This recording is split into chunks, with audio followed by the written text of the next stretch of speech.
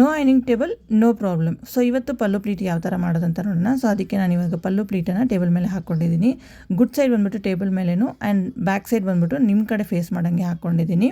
So first ಪ್ಲೀಟು ನಿಮ್ಮ left ಸೈಡಿಂದ ನೀವು ತೊಗೋಬೇಕಾಗುತ್ತೆ. ಸೊ ನಿಮ್ಮ ಬಾಡಿ ಮೆಷರ್ಮೆಂಟ್ಗೆ ನಿಮ್ಗೆ ಎಷ್ಟು ಬೇಕೋ, ಇಲ್ಲ ನೀವು ಯೂಶ್ವಲಾಗಿ ಎಷ್ಟು ನಿಮ್ಮ ಫಸ್ಟ್ ಪ್ಲೀಟನ್ನು ಇಟ್ಕೊತೀರೋ ಅದಕ್ಕೆ ತಕ್ಕಂತೆ ನೀವು ಬಂದುಬಿಟ್ಟು ಫಸ್ಟ್ ಪ್ಲೀಟನ್ನು ಫೋಲ್ಡ್ ಮಾಡಿಕೊಂಡು ಐನಿಂಗನ್ನು ಮಾಡ್ಕೊಳ್ಳಿ.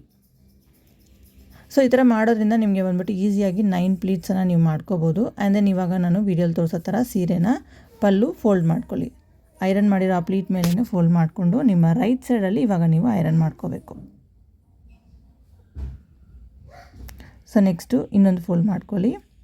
ದೆನ್ ಅಗೇನ್ ಆ ಐನಿಂಗ್ ಪ್ರೊಸೀಜರ್ನ ಫಾಲೋ ಮಾಡಿ. ಮತ್ತು ತಿರ್ಗಾ ಇನ್ನೊಂದು ಫೋಲ್ಡ್ ಮಾಡಿಕೊಂಡು ಐನ್ ಮಾಡ್ಕೊಳ್ಳಿ. ಸೊ ಈ ಒಂದು ಫೋಲ್ಡಿಂಗ್ ಆದಮೇಲೆ ನಿಮಗೆ ಒಂದು ಗೈಡ್ಲೈನ್ ಕ್ರಿಯೇಟ್ ಆಗುತ್ತೆ.